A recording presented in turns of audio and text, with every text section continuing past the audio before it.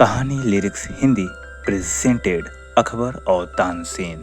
तानसेन अकबर के दरबार के नवरत्नों में से एक थे। वे अपने समय के मशहूर संगीतकार थे। ऐसा कहा जाता है कि जब तानसेन मेघ मल्हार गाते थे तो बारिश होने लगती थी। इसी तरह जब उन्होंने दीपक राग गाया तो धरती के दीपक अपने आप ही जल उठते।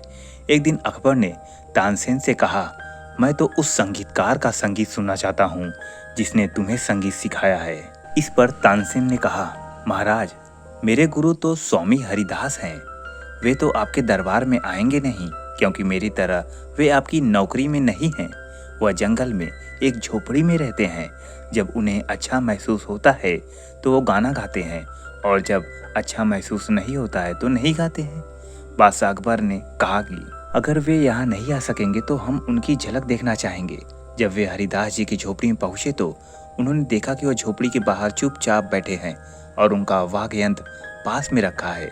बादशाह अकबर ने कहा, तानसेन, क्या अब आने के बाद भी हम हरिदास जी का संगीत सुने बिना ही लौटना पड़ेगा?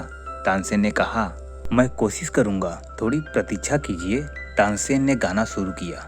थोड़ी ही देर बाद जानबूझकर तानसेन ने जरा सी गलती कर दी।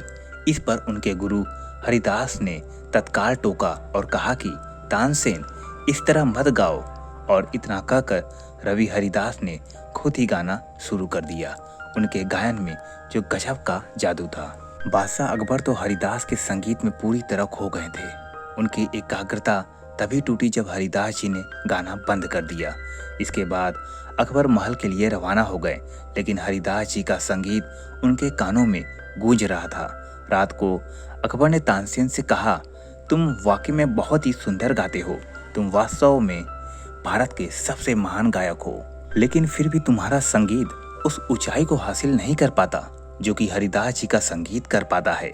तानसेन ने हाथ जोड़कर कहा, महाराज, गुरु हरिदास जी और मेरे बीच एक बहुत बड़ा सा फर्क है। मैं अपने राजा के लिए गाता हूँ, जबकि गुरु हरिदास जी तो केवल ईश्वर के लिए गाते हैं। वे दरबार के एक ऐसे संगीतकार से तो बहुत बड़े और आगे हैं। तानसेन का जवाब सुनकर बादशाह अकबर मौन थे। वे अपने आप से कह रहे थे, जो ईश्वर के लिए गाता है उसकी आवाज में दैवी मधुरता तो अपने आप ही आ जाती है। इस कहानी से हमें यह सीख मिलती है कि हमारे जीवन में सफल होने के लिए आज़ादी बहुत ज़रूरी है। तो दोस्तों, कैसी लगी यह स्टोरी मुझे कमेंट बॉक्स में ज़रूर बताएं, और ऐसी ही अच्छी अच्छी स्टोरी सुनने के लिए मेरे चैनल कहानी लिरिक्स हिंदी को लाइक और सब्सक्राइब करना ना भूलें। जय श्री राम।